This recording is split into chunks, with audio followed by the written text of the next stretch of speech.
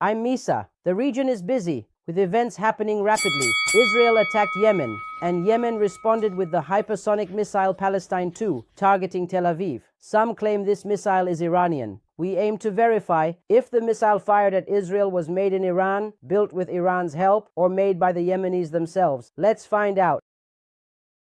The hypersonic missile Palestine 2 responded to the attack by striking Tel Aviv, and it's quite a mix. Here, some people have said that this Palestine 2 missile is indeed an Iranian missile. We want to verify this claim. If the missile fired by Yemenis at Israel was made in Iran, built with Iran's help, or made by Yemenis, first, let's explore the Palestine 2 missile features. What are its characteristics? As seen in the news, info on the Palestine 2 missile is also in Arabic. An image is in the background. You've likely seen these features. We verify the claim about the missile fired at Israel. Is it Iranian-made, built with Iran's help, or made by Yemenis, the Palestine? 2 missiles features are examined. The Palestine 2 is an advanced hypersonic ballistic missile, surpassing supersonic speeds. First, let's get familiar with the features of the Palestine 2 missile. What characteristics does this missile have? Well, as you've probably seen in the news, information about the Palestine 2 missile has also been published in Arabic. I've included an image of it for you in the background. I should mention that. You've probably seen these features. The Palestine 2 missile is an advanced hypersonic ballistic missile, meaning it has surpassed supersonic speeds and is now hypersonic. The Palestinian missile, a hypersonic advanced ballistic missile, has been presented to you, which is beyond supersonic and hypersonic. The missile uses a 2-stage solid system. Solid fuel helps it accelerate quickly and perform better against defenses like Iron Dome, Arrow, and THAAD. The missile attack showed the American THAAD system in Israel has limited capabilities against hypersonic and ballistic missiles over 8 Mach. This feature boosts accuracy and speed, helping it penetrate enemy defenses. Its range is about 2,150 kilometers. The American systems currently deployed in Israel have limited capabilities against hypersonic missiles and ballistic missiles traveling at speeds over 8 Mach. This feature allows the missile to enhance its accuracy and speed during flight, which can help it penetrate enemy defense systems more effectively. The missile's range has been reported to be approximately 2,150 kilometers. Now, the number that has been announced here, this range means the ability to target objectives at very long distances, and it can pose a serious threat to other hostile countries as well. The missile's speed has been reported to exceed 16 Mach, which is about 9,500 kilometers per hour. This very high speed places the missile in the category of hypersonic missiles. That's why advanced systems like Iron Dome, which is a short-range system, and systems like THAAD, Arrow, and David Sling are all challenged by the hypersonic missiles like Palestine 2. This missile has stealth capabilities. It has the ability to evade enemy defense systems through stealth. Now, what does that mean? It means he can fly at high altitudes and probably has wave-absorbing materials used in his body, or something that can give off very fast lights. It can change its course during its flight, and it is difficult to detect and track by radar systems. This capability should significantly reduce the chances of it being destroyed by defense systems. The accuracy and guidance system, as you saw in the news, targeted a military center linked to Mossad. Now, we've covered all of this. With all these features, do you think a country like Yemen, which is under a naval and aerial blockade, can actually develop such a missile? I mean, there isn't much maritime traffic between its ports, and it doesn't have strong land connections either. So, do you really think a country like this, especially Yemen, which doesn't even have a very advanced air force, could achieve something like this? With all these features, do you think a country like Yemen, which is under a naval and aerial blockade, can actually develop such a missile? I mean, there isn't much maritime traffic between its ports, and it doesn't have strong land connections either.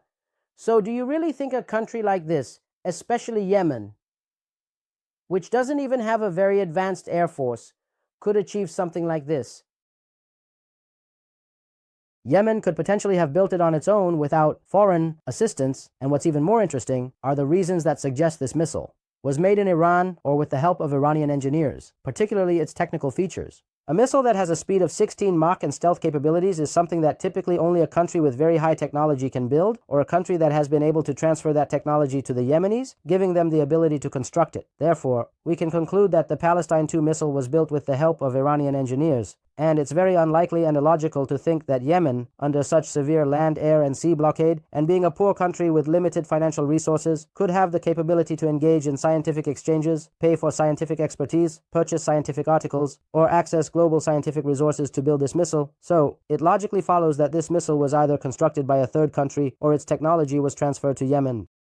The Palestine 2 missile was built with Iranian engineers' help. It's unlikely Yemen, under severe blockade and financial constraints, could engage in scientific exchanges or access resources to build this missile. Thus, it likely came from a third country or technology was transferred to Yemen. The blockade prevents a fully assembled missile from entering, but individuals from a friendly country likely provided the technology to Yemenis to build it locally. Yemen lacks the financial resources for scientific exchanges, expertise, or access to global resources to build such a missile. Thus, it must have been constructed by another country or its technology transferred to Yemen. The blockade prevents a fully assembled missile from entering, but individuals from a friendly nation likely provided the technology. They might have imported or used local materials, from explosives to electronics, to assemble it. They reverse engineered and produced it on site. The only country likely to have assisted is Iran. The land, air, and sea blockade prevents a complete missile from entering. However, allies provided technology to Yemenis to build it locally.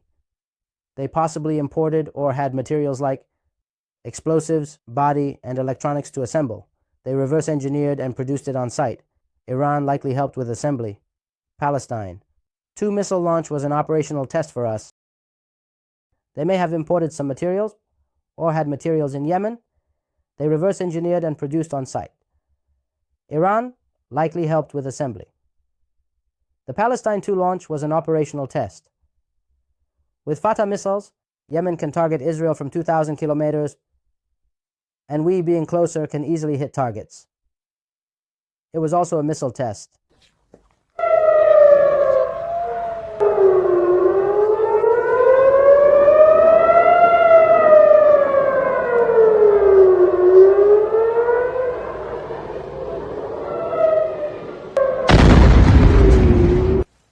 On the other hand, firing the Palestine 2 missile was a kind of operational and field test of the TADM system for us. We have the Fatah hypersonic missiles in Iran. When the Yemenis can target Israel with hypersonic missiles from about 2,000 kilometers away, we, being closer geographically, can hit targets as well. It was also a test of our missile systems. Interestingly, this missile resembles Iran's Fatah 1 missile. Iran has helped develop Yemen's military capabilities and this missile. Before Promise Fulfilled 3, Israel's defense systems were tested, showing that if Iran attacked with hypersonic missiles, the Iron Dome couldn't handle it. Oh, I'll tell you something. Sources said that this missile looks very similar to the Iranian Fatah missile. Therefore, we can logically say that Iran played a role in the so-called military industry that was formed there. It brought Yemeni military industry up and turned it into a shelter and made this missile there. Now, this is my point.